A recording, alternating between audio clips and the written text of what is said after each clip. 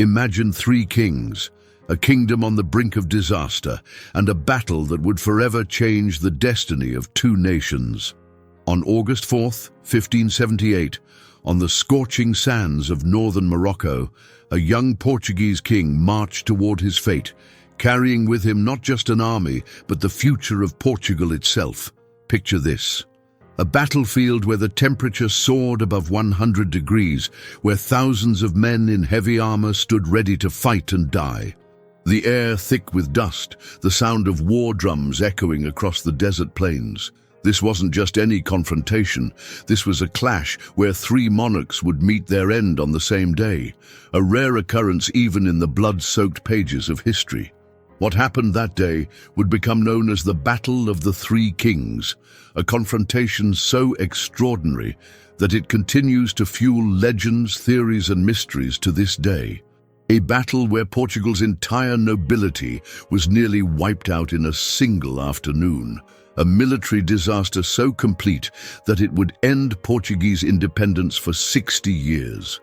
But perhaps the most intriguing aspect of this story is what happened to the young King Sebastian, whose body was never conclusively identified, giving birth to a messianic belief that persists in Portuguese culture even centuries later.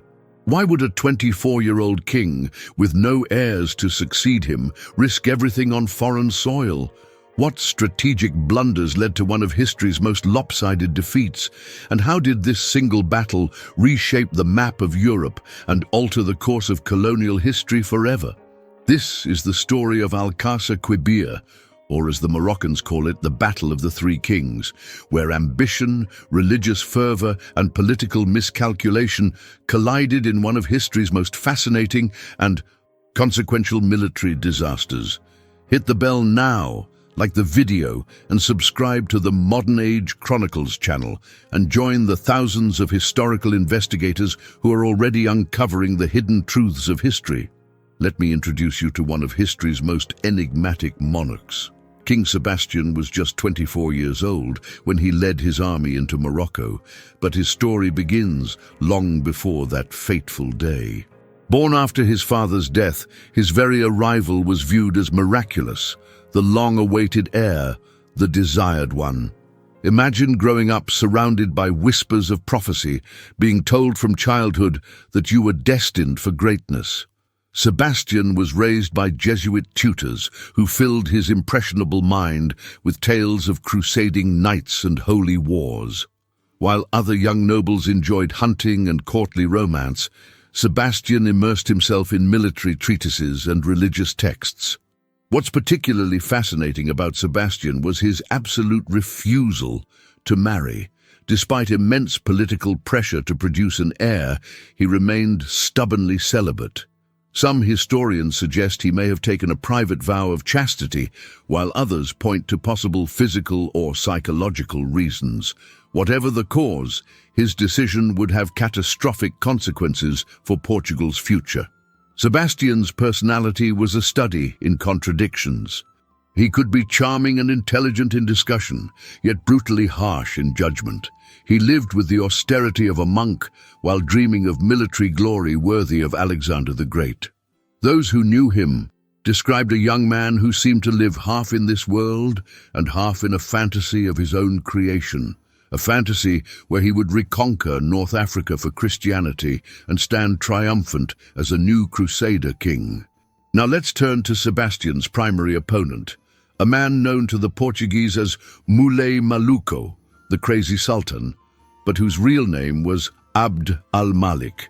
If Sebastian was defined by youthful inexperience, Abd al-Malik was the opposite. A seasoned military commander who had spent years in exile studying warfare under the Ottomans. Here's an extraordinary detail. As the battle approached, Abd al-Malik was literally dying of poison. Some accounts suggest he had been slowly poisoned by rivals, others that he suffered from a wasting disease. Yet even on his deathbed, his military genius shone through. Picture this scene. While Sebastian rode proudly at the head of his army, Abd al-Malik was so weak he had to be carried across the battlefield in a litter. From this portable bed, he orchestrated one of the most brilliant military victories of the century. He knew he wouldn't survive the day. In fact, he gave strict instructions that news of his death should be kept secret until victory was assured. The dying sultan had the backing of the Ottoman Empire, the superpower of the day. With their advanced military tactics and weapons, he understood something Sebastian didn't, that battles aren't won by heroic charges but by strategy, discipline, and careful positioning of forces. The third king in our tragedy was Sultan Muhammad, Abd al-Malik's nephew and the deposed ruler of Morocco. Driven from his throne by his uncle, Muhammad made the fateful decision to seek Portuguese help, promising Sebastian control of Moroccan coastal cities in exchange for military support. Muhammad was, by all accounts, not well liked by his own people. When he ruled Morocco, his policies had been oppressive, and many celebrated when Abd al-Malik overthrew him. Yet in desperation to regain his power, he willingly invited a Christian army into Muslim lands, a decision that made him deeply unpopular among his countrymen. During the battle, as Portuguese forces began to collapse, Muhammad attempted to flee across the nearby river Macazine.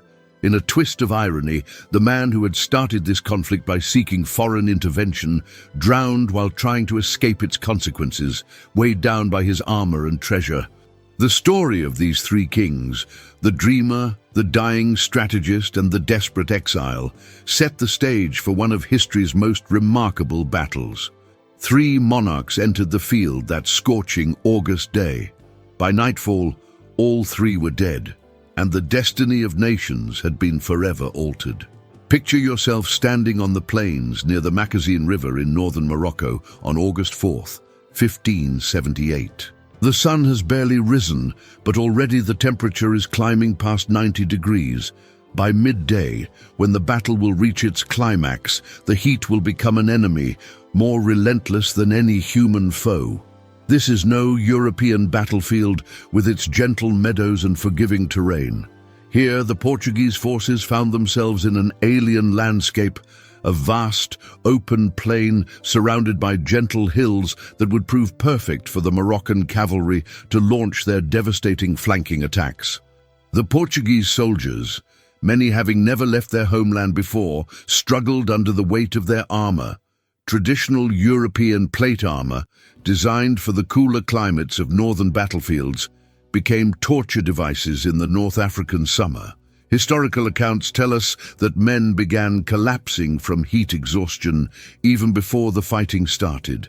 Some nights were literally being cooked alive inside their metal shells, their skin blistering against superheated steel. Then there was the dust, endless choking clouds of it.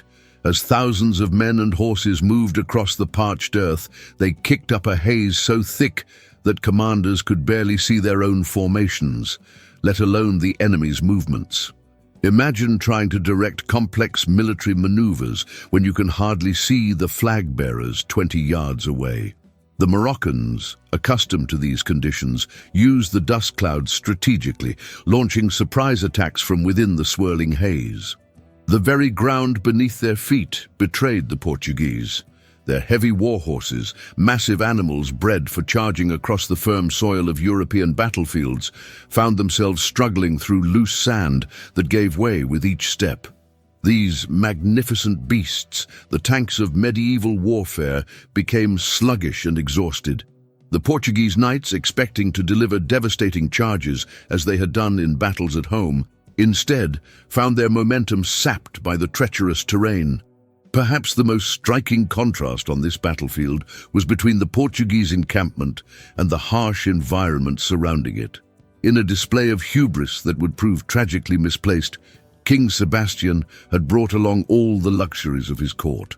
While his soldiers sweated in makeshift tents, the king and his nobles dined from silver plates and drank from golden cups. They had even transported massive tapestries to decorate their command tents, along with ornate furniture that required dozens of pack animals to carry. Local witnesses described their amazement at seeing such opulence in the middle of the desert. crystal decanters filled with wine, silk pavilions, and even court musicians. One Moroccan chronicler wrote that the Christians brought their palaces with them, as if they came not for war, but for a triumphant parade. This extravagance had a practical cost. For every wagon carrying weapons or supplies, another carried the comforts of court. The Portuguese army, already outnumbered, had stretched its supply lines thin to accommodate the king's refusal to endure hardship. As the morning progressed, the temperature continued to rise. Men gazed longingly at the Macazine River in the distance, its waters tantalizing but unreachable. The same river that promised relief would, by day's end, become a watery grave for many, including one of the three kings who gave this battle its name.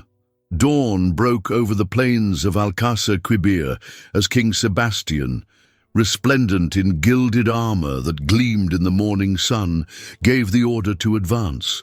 What happened next seemed briefly like the fulfillment of the young king's most cherished dreams. The Portuguese vanguard, led by the cream of European nobility, surged forward with lances lowered. The ground trembled beneath thousands of hooves as Portugal's finest heavy cavalry smashed into the Moroccan front line. The impact was devastating. Even with the sandy terrain hampering their charge, the sheer weight and discipline of the armored knights created a breach in the Moroccan ranks. A cheer went up from the Portuguese infantry as they watched Moroccan soldiers scatter before their mounted comrades. Sebastian himself, fighting in the front lines against the desperate pleas of his advisors, was witnessed cutting down several enemy soldiers with his own sword. In those first heady moments, victory seemed assured. Portuguese war journals describe how the initial Moroccan line melted like snow before the sun. Sebastian, watching from a small rise, was reportedly seen smiling for the first time in days.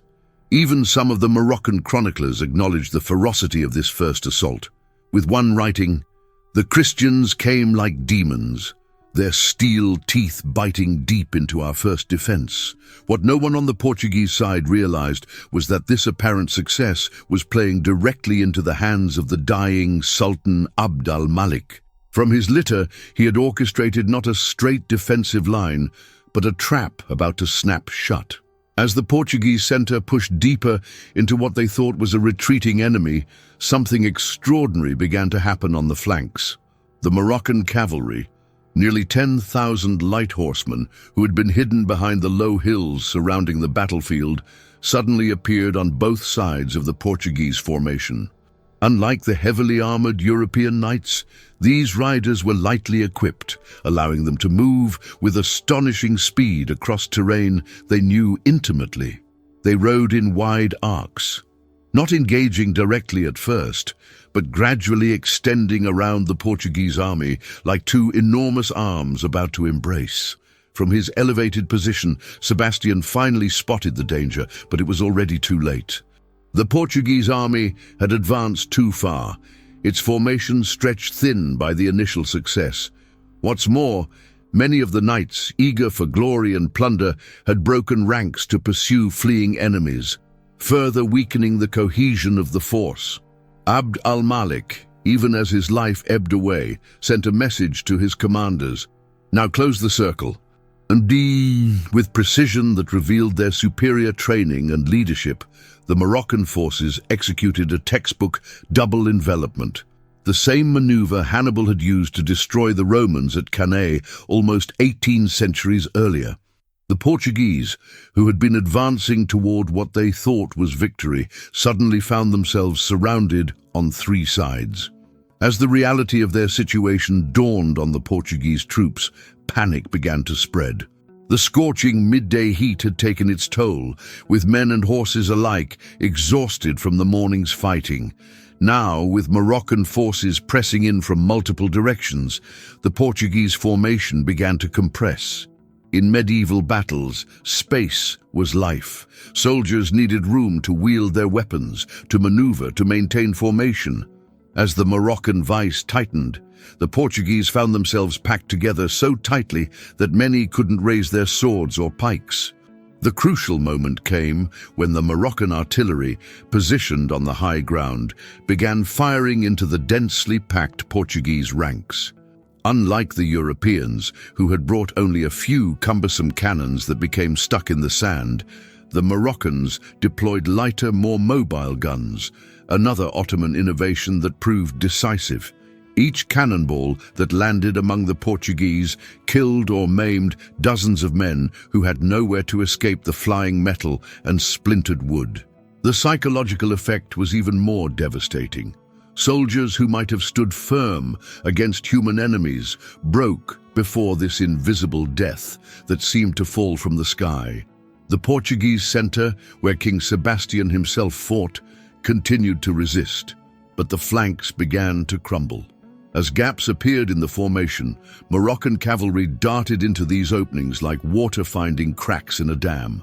What had been a cohesive fighting force just hours before was now fragmenting into isolated pockets of increasingly desperate resistance.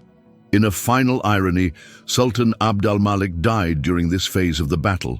But following his instructions, his officers kept his death secret, carrying his litter back and forth behind the lines as if he was still alive and directing the fight.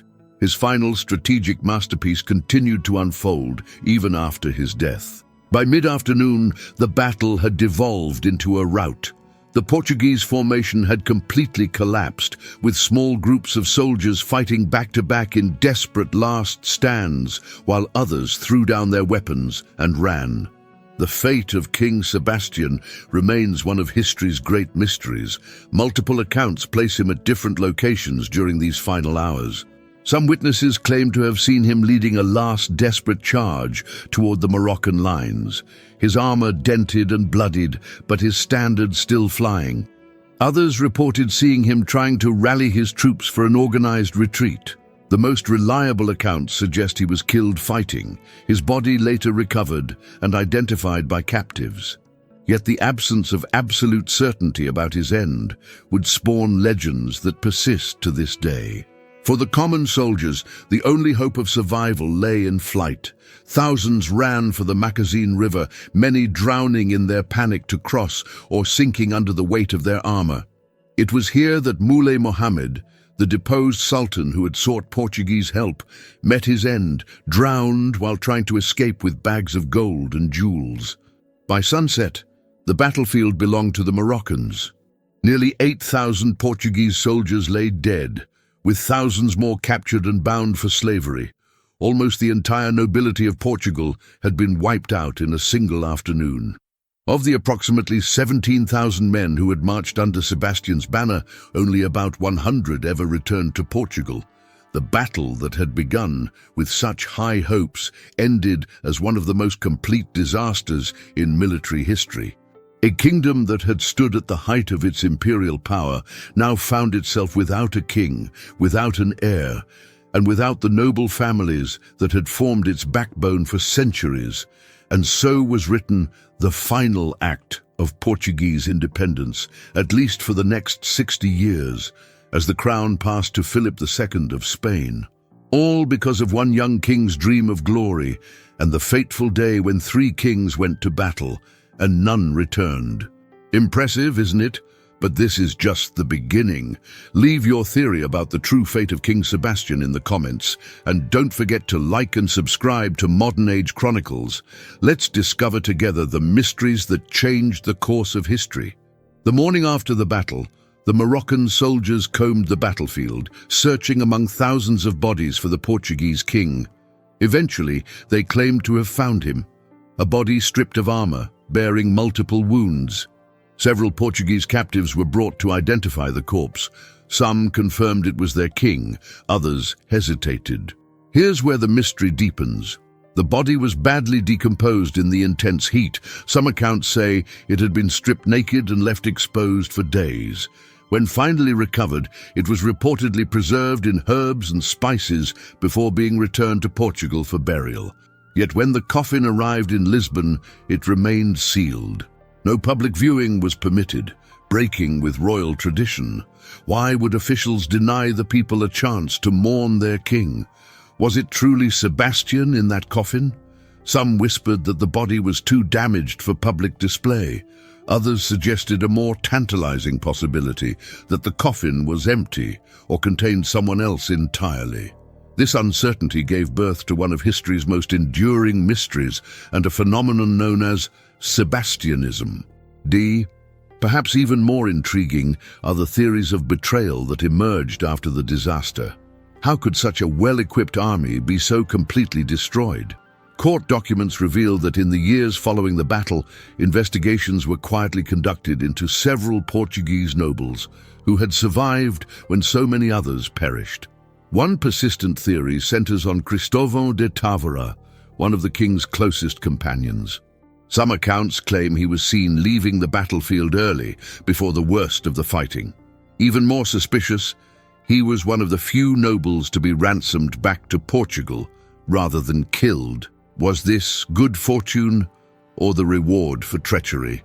Portuguese archives contain letters suggesting that some officers had communicated with Moroccan forces before the battle, perhaps hoping to force Sebastian to abandon his campaign. There are even hints that information about Portuguese formations and battle plans may have been leaked to Abd al-Malik's strategists. Most damning of all is the testimony of one survivor who claimed to have seen Portuguese cannon deliberately aimed too high during the critical moments of the battle. Could saboteurs within Sebastian's own ranks have ensured his defeat?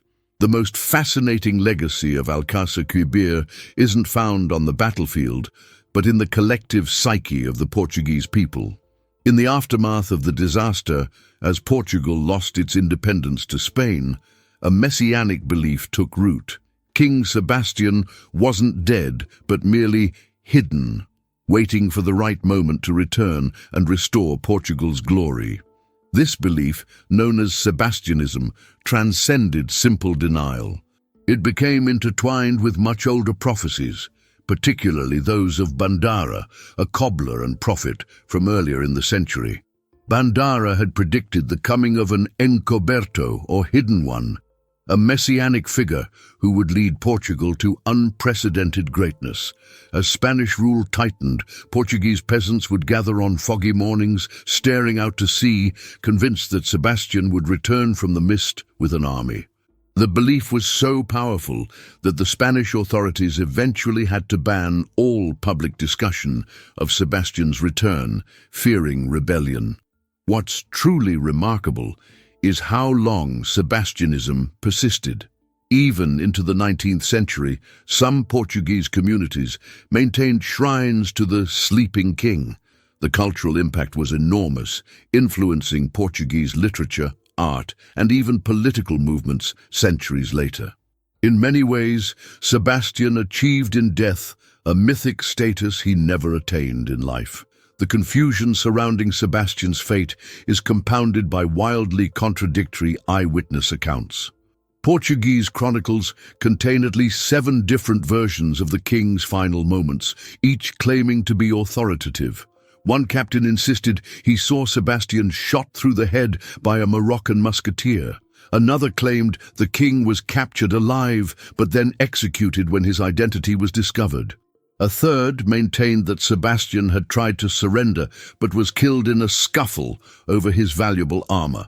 Perhaps most intriguing is the account of a Portuguese nobleman who claimed to have fought alongside Sebastian until the very end. According to his testimony, the king received a wound to his arm, but was very much alive when last seen riding toward the river with a small group of loyal guards. Adding to the confusion, Moroccan records aren't much clearer. Some say the body identified as Sebastian's bore the wounds of 20 men, suggesting a last heroic stand. Others indicate the body was found with a single fatal wound to the back, implying the king was killed while fleeing. These contradictions aren't surprising given the chaos of battle, but they provided fertile ground for those who wanted to believe Sebastian had somehow escaped. Where uncertainty reigns, imposture thrives. In the decades following the battle, no fewer than 4 men appeared claiming to be the lost king of Portugal. Each attracted followers, and each was eventually declared a fraud by authorities. The first appeared in 1580, barely 2 years after the battle. A peasant from Alcobaça, he gathered a small following before being hanged by Spanish authorities. The second, known as the King of Penamacor, emerged in 1584 and actually managed to convince several minor nobles of his authenticity before being captured and sentenced to the galleys. The most convincing impostor appeared in Venice in 1598. Calling himself Marco Tullio Catizone, this man bore such a striking resemblance to Sebastian that several Portuguese exiles in Venice swore he was their lost king. His knowledge of court protocols and personal details of noble families was impressive enough that the Venetian Senate briefly imprisoned him at Spain's request. He eventually died in a Spanish prison, maintaining his royal identity until the end. Most puzzling is the case of the King of Ericeira, who appeared in Portugal itself in 1642, a full 64 years after the battle. This elderly man would have been the right age for Sebastian, and despite being clearly delusional on most subjects, he accurately described details of the royal palace that seemingly only someone who had lived there could have known. What drives men to claim a dead king's identity? Financial gain, certainly, but also perhaps the allure of stepping into a ready-made messianic role. For the Portuguese people, desperate under Spanish domination, these impostors offered something precious: hope. The Battle of Alcácer-Quibir remains one of history's great cautionary tales, a reminder of how ambition and religious zeal can lead to disaster. Yet, in its aftermath, we find something uniquely human: the refusal to accept an unbearable reality, the creation of alternative narratives, and the enduring hope that defeat is not final. In the end, perhaps the most powerful legacy of Sebastian isn't the battle he lost, but the legend he became. Perhaps the most haunting evidence of what happened at Alcácer-Quibir comes from the pens of the few who lived to tell the tale. In the archives of Lisbon and Madrid lie dozens of letters written by survivors, many composed while still in Moroccan captivity, their pages stained with tears and blood. One of the most detailed accounts comes from Portuguese nobleman Antonio de Saldanha, who wrote to his brother, "I watched as our finest warriors were cut down like wheat before the scythe. The river ran red with Christian blood, and the screams of dying men still echo in my ears when I try to sleep. God has abandoned Portugal, and I fear I shall never see home again." What makes these letters particularly valuable is their raw immediacy. Unlike official chronicles written years later with political agendas, these were desperate messages from men who believed they might die at any moment. Their words carry the unfiltered horror of the experience. Captain Luis de Brito's letter to his wife is especially moving. "The Moors offered no quarter to those who surrendered, and I saw nobles who once dined on gold plates begging for mercy before being beheaded. I myself survived only by hiding beneath a pile of our dead for hours, the weight of my fallen comrades crushing the breath from my lungs." Even more poignant are the letters that never reached their destinations, found on the bodies of the dead or in the possession of captives who perished before ransom could be arranged. One such fragment, addressed to my dearest Isabel, breaks off mid-sentence with the words, "If you are reading this, know that my final thoughts were of..." While Portuguese accounts naturally focus on the tragedy of defeat, Arabic chronicles from Morocco, Algeria, and even as far as Egypt tell a very different story, one of divine justice and brilliant military strategy. The most comprehensive Arabic account comes from the anonymous author of Kitab al-Ishtifa, who writes with undisguised triumph, "The Christian king came with his iron men and his thundering weapons, believing our lands would fall before him as easily as picking dates from a palm. Instead, Allah granted us such a victory as has not been seen since the days of the Prophet, peace be upon him."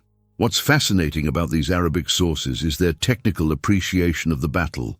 While European accounts often attribute the defeat to treachery or God's will, Moroccan chroniclers analyze Abd al-Malik's tactics with scholarly precision.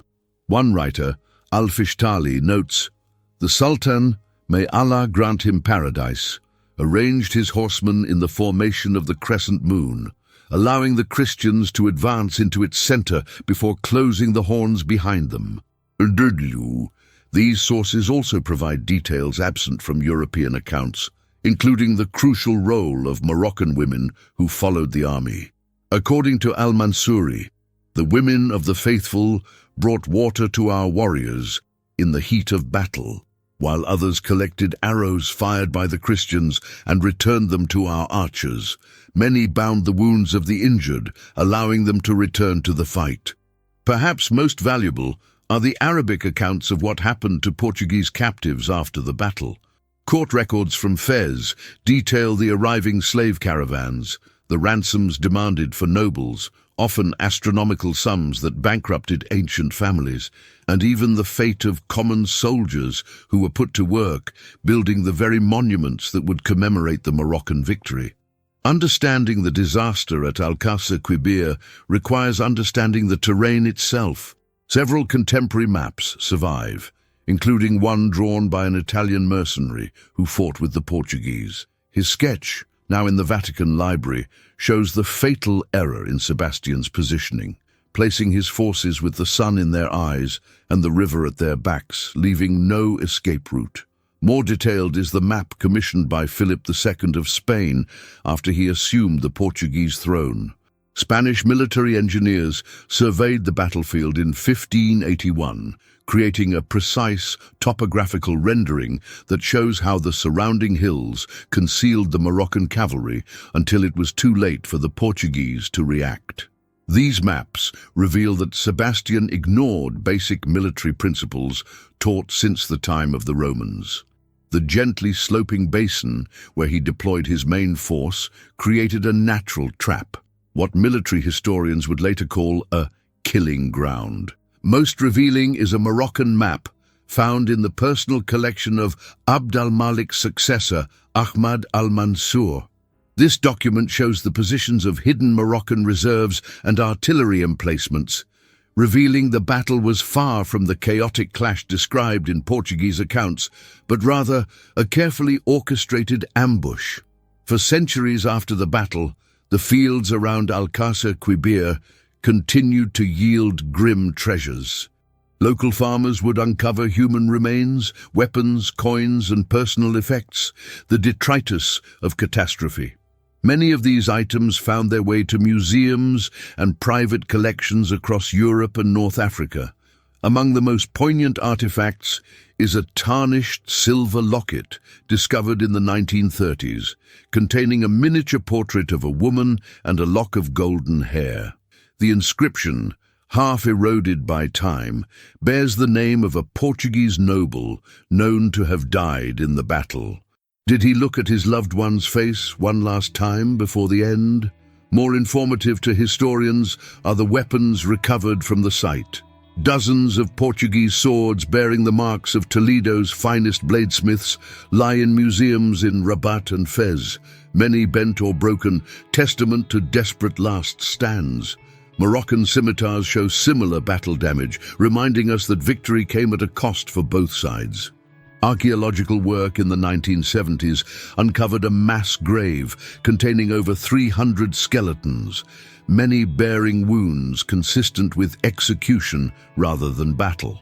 This grim discovery supports accounts that many Portuguese were killed after surrendering.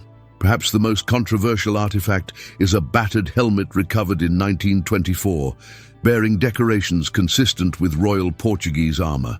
Some have claimed it belonged to Sebastian himself, though scientific analysis has proved inconclusive.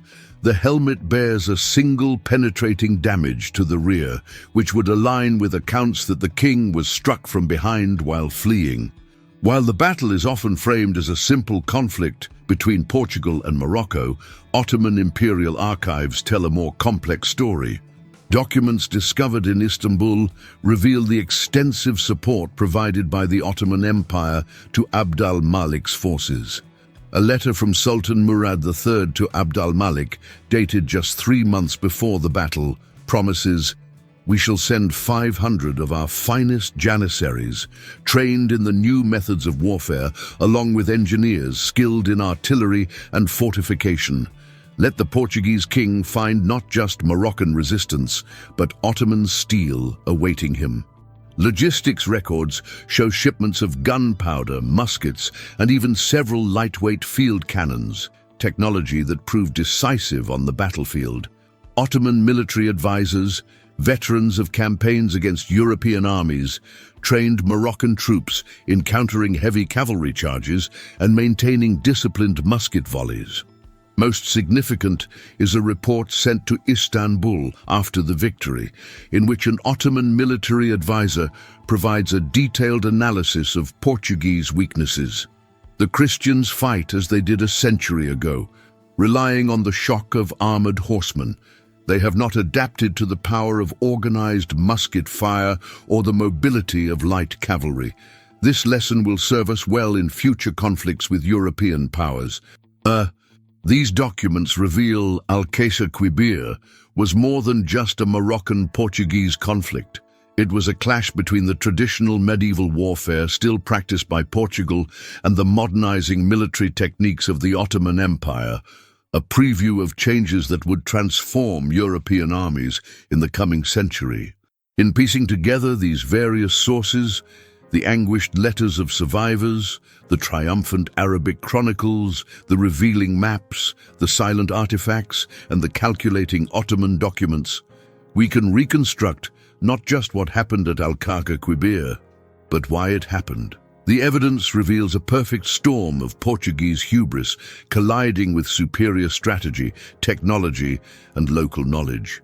This wasn't simply bad luck or divine punishment, as many Portuguese believed. It was the inevitable result of a young king's refusal to heed warnings, adapt to changing warfare, or understand the geopolitical forces arrayed against him. In the dust and blood of that August day, medieval Portugal died, and with it, the independence of a nation for 60 years to come. The Battle of Alcácer-Quibir wasn't just another military defeat. It was a catastrophic event that would forever alter the course of Portuguese history. When the dust settled on that fateful August day in 1578, Portugal faced consequences so severe that the nation would never be the same again. Imagine this. In a single afternoon, Portugal lost not only its young king, but nearly its entire nobility. Think about that for a moment. The cream of Portuguese society, its military leaders, its political elite, its future, all gone in one devastating blow. Nearly 8,000 Portuguese soldiers perished on the battlefield. But what made this loss particularly devastating was who those casualties were. The flower of Portuguese aristocracy had accompanied their king on his crusade, bringing along their sons and heirs in what they believed would be a glorious campaign. Instead, it became a generational massacre. Entire noble houses were extinguished when both fathers and sons fell together on the scorching Moroccan plains. Those who weren't killed outright faced a different fate. Thousands were captured and sold into slavery, with many noble families bankrupting themselves to pay the enormous ransoms demanded for their relatives' freedom. Some captives would wait years for rescue, while others would never return to their homeland at all. Now, here's where the story takes a truly dramatic turn. When King Sebastian rode into battle, he did so as an unmarried, childless monarch. His death created not just grief, but an unprecedented succession crisis. For the first time in its history as an independent nation, Portugal had no clear heir to the throne. The crown passed briefly to Sebastian's elderly great-uncle, Cardinal Henry, who was already 76 years old and, as a cardinal of the Catholic Church, unable to marry and produce heirs. The nation collectively held its breath as the elderly king attempted to secure papal permission to marry. But time was not on his side. When Cardinal Henry died just 2 years later in 1580, the stage was set for a political crisis unlike any Portugal had ever faced. Several claimants came forward, but the most powerful among them was King Philip II of Spain, whose mother had been a Portuguese princess. Philip II was not just any monarch. He was the ruler of the most powerful empire in the world at that time. With his vast resources and formidable army, he pressed his claim to the Portuguese throne. Some Portuguese nobles supported him, seeing advantages in joining the Spanish Empire, while others resisted fiercely. In the end, Philip's Spanish troops crossed the border and, after a brief struggle, secured his place as King of Portugal. What few people realize is how carefully Philip navigated this takeover. Rather than simply absorbing Portugal into Spain, he promised to rule Portugal as a separate kingdom with its own laws, currency, and colonial administration. Portuguese nobles would keep their titles, and Portuguese colonies would remain under Portuguese control. But make no mistake, despite these concessions, Portugal had lost its independence. For the next 60 years, from 1580 to 1640, Portugal would be ruled by Spanish kings in what historians call the Iberian Union. The once proud maritime nation that had pioneered European exploration around the globe was now merely a province in someone else's empire. Perhaps the most fascinating consequence of this national trauma was the birth of Sebastianism, a uniquely Portuguese phenomenon that would influence the country's culture for centuries to come. Many Portuguese simply could not accept that their young king had died. Remember, Sebastian's body, though reportedly identified after the battle, was never returned to Portugal. This absence created space for hope and denial. Rumors spread that the king had survived, that he was in hiding, that he would return one day to reclaim his throne and restore Portugal's glory. Sebastian became known as O Encoberto, the Hidden One, and prophecies emerged predicting his return on a foggy morning to save Portugal in its darkest hour. This belief was so powerful that numerous impostors appeared in the years following the battle, each claiming to be the lost king. Some gained significant followings before being exposed as frauds. Even more remarkably, elements of Sebastianism persisted in Portuguese culture for centuries, inspiring poets, writers, and revolutionaries long after the historical Sebastian would have died of old age. The consequences extended far beyond Portugal's borders. Consider this. At the time of Sebastian's death, Portugal controlled a vast maritime empire stretching from Brazil to parts of Africa, India, and Southeast Asia. Under Spanish control, Portugal's colonial interests often became secondary to Spanish priorities. Moreover, Portugal's enemies became Spain's enemies, and vice versa. Portuguese colonies suddenly found themselves targets for Dutch and English attacks, not because of anything Portugal had done, but because these nations were at war with Spain. Brazil was invaded, trading posts in Asia were seized, and Portugal's overseas empire began to crumble. By the time Portugal regained its independence in 1640 through a carefully orchestrated uprising against Spanish rule, much of its former glory had faded. The nation would never again be the global power it once was. All of this, a nation's fall from grace, 60 years of foreign domination, the birth of a cultural mythology, and the reconfiguration of a global empire, all stemming from a single battle in the North African desert and the rash decision of a young king obsessed with crusading glory. History rarely offers clearer examples of how a single event can alter the destiny of nations. The Battle of Alcácer-Quibir stands as a powerful reminder of how quickly fortunes can change and how the consequences of defeat can echo through generations. Let's play a fascinating game of What If, a historical thought experiment that could change the course of Portuguese history. Imagine you're King Sebastian, standing at these crucial crossroads. What would you do differently? Let's explore the alternatives. What if Sebastian had accepted the ransom offered by Abd al-Malik? Historical records show that the Moroccan Sultan, hoping to avoid unnecessary bloodshed, sent envoys offering a significant payment and control of several coastal cities in exchange for Sebastian's withdrawal. The young king dismissed this offer without serious consideration, seeing it as an insult to his crusading mission. But imagine if pragmatism had won over pride. Portugal might have gained strategic ports without losing its nobility, its independence, or its king. The nation's colonial empire could have expanded along the African coast rather than faltering under Spanish control. Philip II of Spain, Sebastian's uncle, had promised military support, but with conditions. He insisted Sebastian wait for Spanish troops before engaging the Moroccan forces.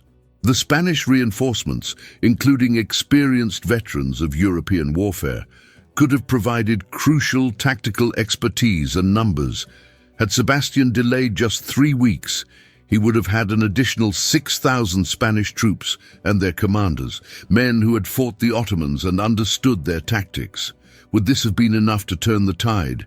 We'll never know, because Sebastian's impatience proved stronger than his strategic sense.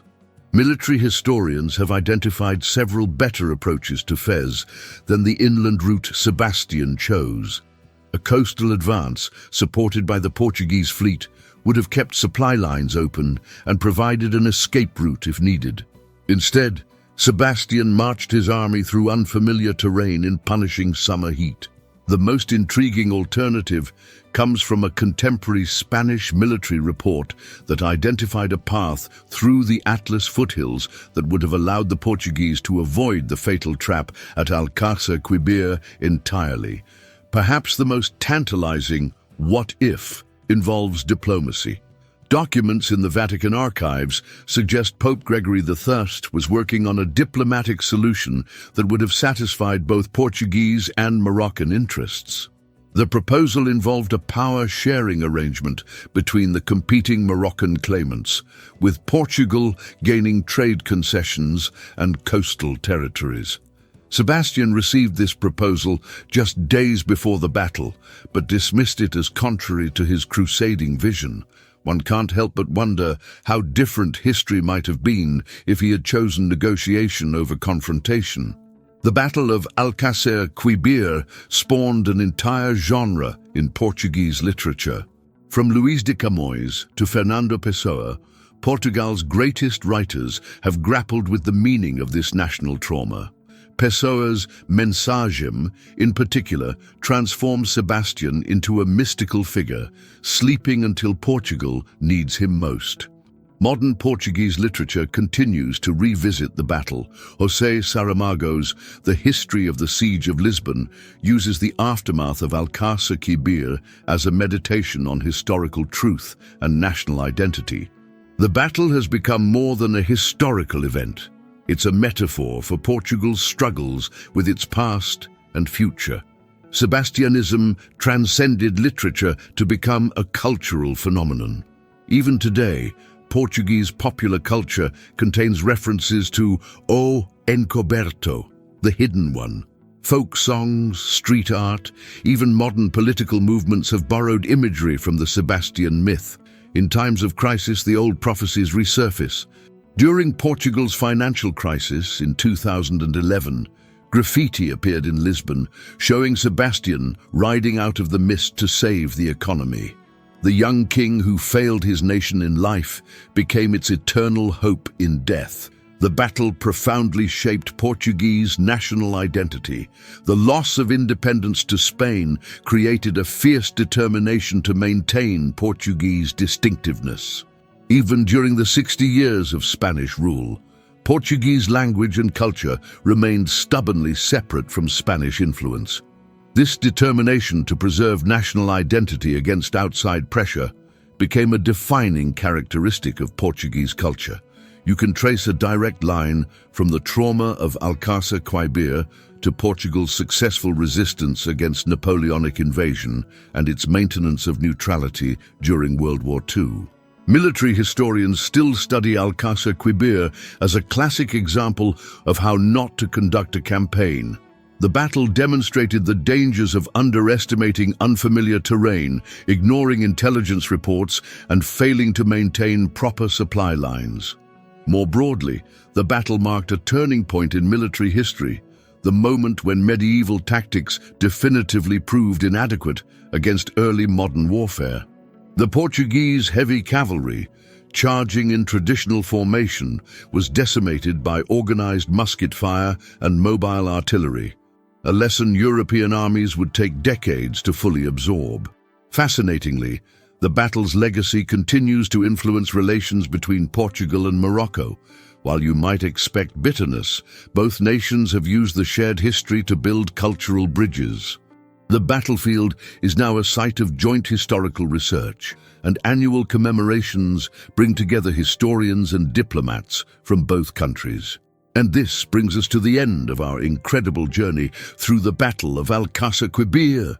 What do you think really happened to King Sebastian? Share your theories in the comments below. Don't forget to like this video, hit that bell icon, and subscribe to Modern Age Chronicles for more fascinating historical revelations. Remember, history isn't just about what happened, it's about what could have happened, what should have happened, and what we can learn from both. Until next time, keep exploring the mysteries of the past.